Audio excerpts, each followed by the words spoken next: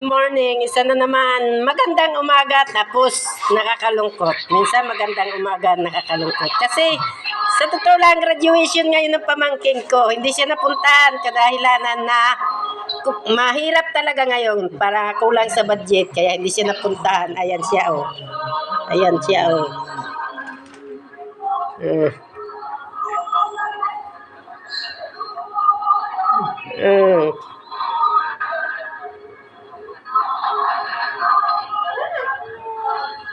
Kaya mo yan. Good luck. Congratulations.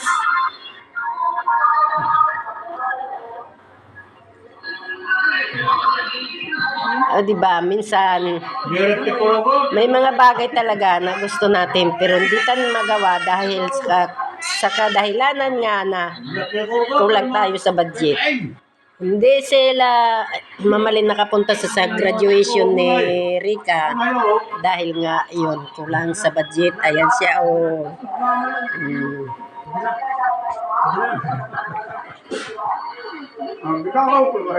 Pangalawang ay yan ang panganay ni Ate Malen. Graduation na nila ngayon. Nasa Quezon Province siya. Huwag ka umiyak, kaya mo yan.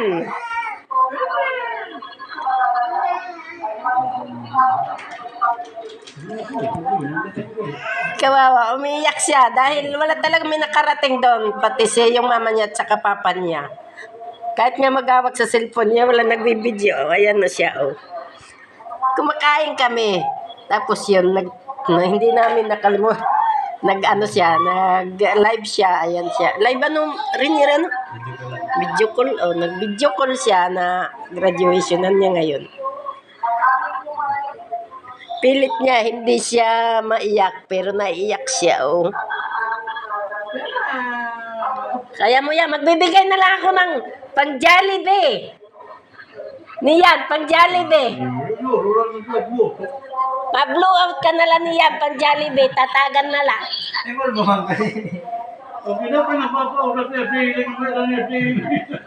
Ayan,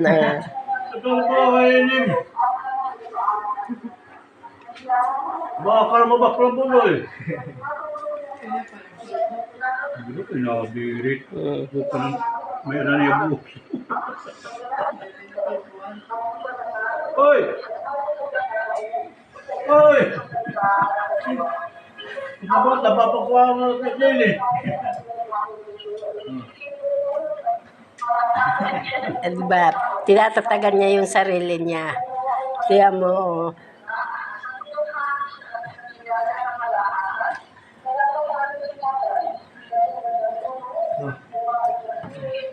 wow!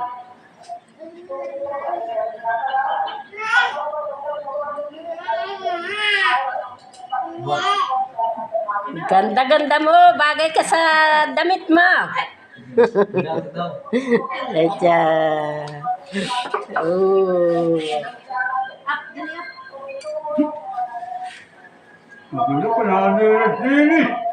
Yun talaga, di ba? Yun ang sinasabi ko na kailangan lang, harapin lang yung harapin kasi hindi natin alam na lahat ng bagay kahit man gustuin natin hindi mangyayari. Pero at least mahalaga, makagraduate siya. Di ba? Oh.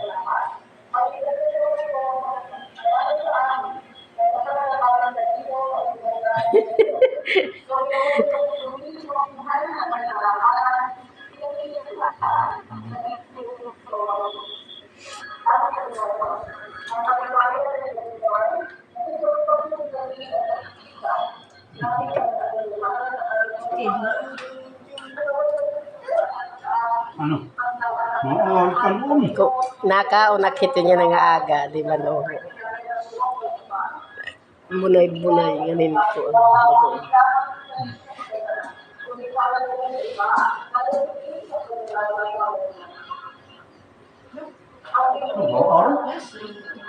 Ayan, init volume be.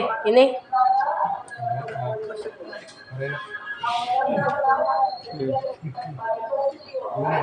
Vlog na lang. Binablog ko tatay niyo.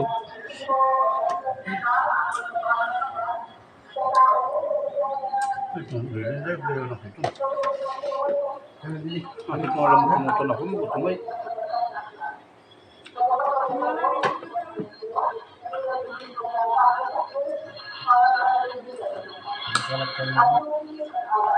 Ito.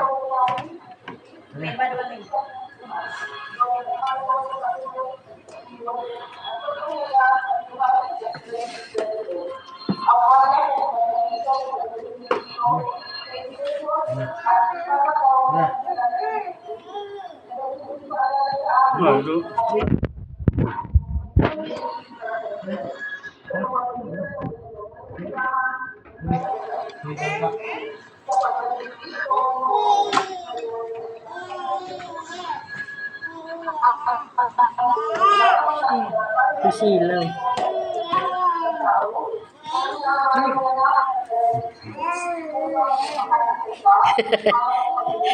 Dili na si tatay upod. Dili ka na upod nga nila na ako.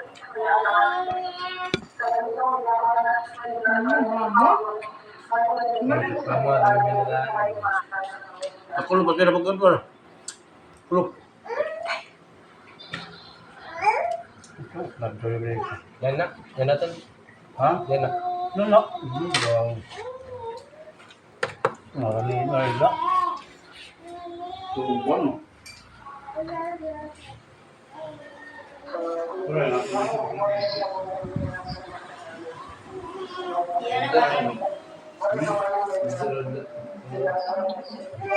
Wala ka ba? Hindi, wala na ito. Mama mo.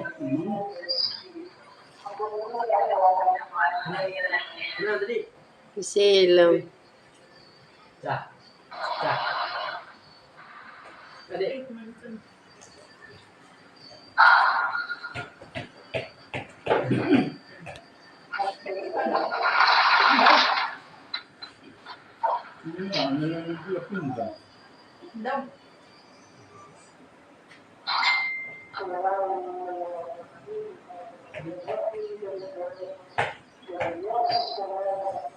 Basa.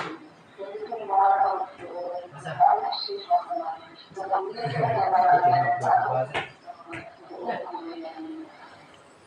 Tagumpay na naman ng pamangkin ko na si Rica Iscleo.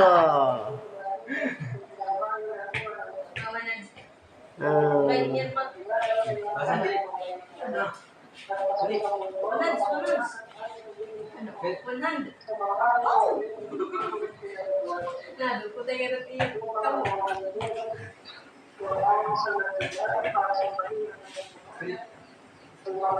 Ano kayo pala din?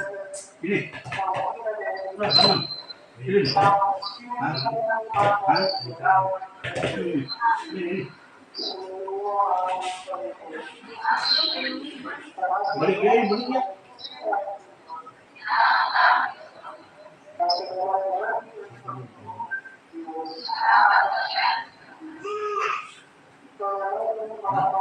Ma.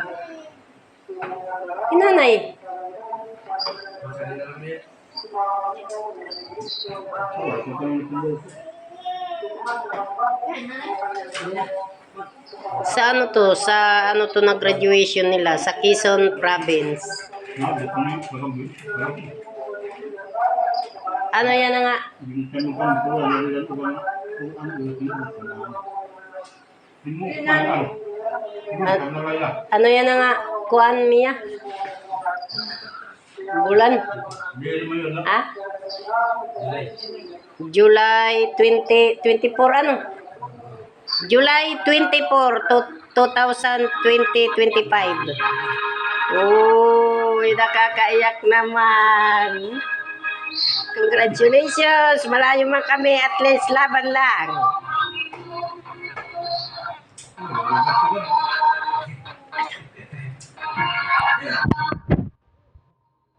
Diman? Oh.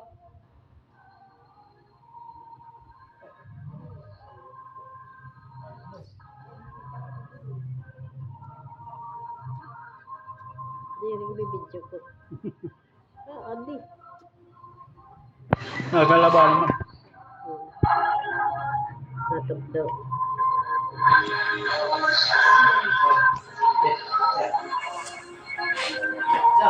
Oh, nakaka-proud naman. Nakakaya, umiyak siya. Kahit man ako, siyempre, kahit nga may ano lang yung pamangkin ko dito, pag may pagkakataon nag-a-attend ako, siyempre, nakakayak lang dahil malayo sa kanya, hindi siya napuntahan.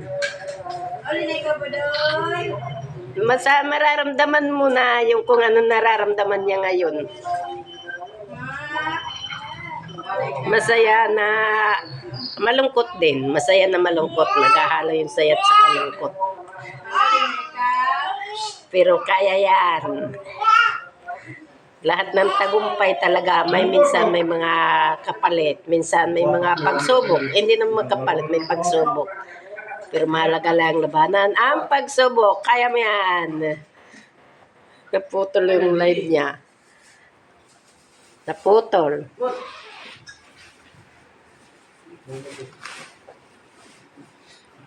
Ngayon, araw ang ano niya, graduation.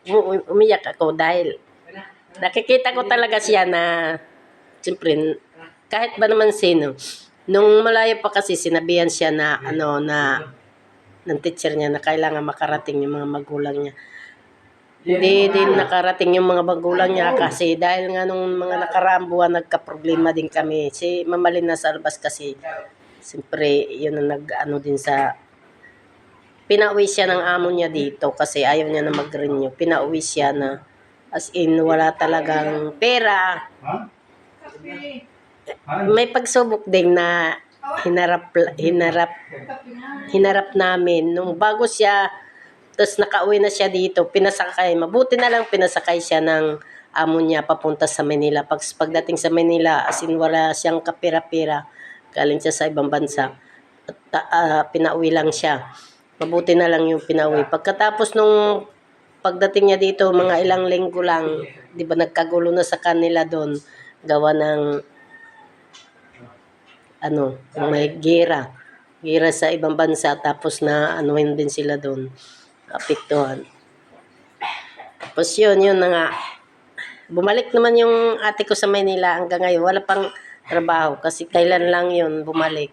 Dapat makadagdag man lang sa pag-graduation ni Mia. Si Parini nagpadala na lang kasi hindi naman kaya na pupunta siya doon. Gastos lang, buti na lang pinadala na lang yung pera at siyempre may mga babayaran pa sila sa graduation. Kaya yun ang kadahilanan na hindi nakarating sila Mamalin at saka si Parini doon. Kasi magkano pamasahe, mahal. Pero kahit ganun pa man, ang mahalaga nakatapos yung anak nila. Saka ganun lang talaga. Kailangan lang tiisan yung sakit na nararamdaman mo para mapagtagumpayan kung ano man ang makakamit sa mga haharapin. Good luck sa makahanap kagandang trabaho. Kasi yung isang kapatid niya, katatapos lang din. Kung may magtrabaho, hindi pa naman as in teacher siya, nagtrabaho muna siya ng iba sideline para panggastos ng mga kapatid niya na dalawang nag-aaral pa ng high school. Ganun, good luck. Congratulations pala sa lahat mga nag-graduate, mga kasamahan niya. Lahat nagtagumpay na makatapos ngayon taon na to. Congratulations sa inyong lahat at good luck. Ganun talaga ang buhay. Pag may kailangan, pagsubok lang yan. Kailangan lang lagpasan lahat ng bagay na pagsubok. Kahit ano pa man ang pagsubok dyan. Ang mahalaga, okay tayo. At kaya natin yan. Diba? Lahat tayo, kaya natin yan. Basta dasal lang sa taas na hindi tayo pabayaan. Gumaan lang kung ano man ang mga problema natin. Bye-bye. Good luck!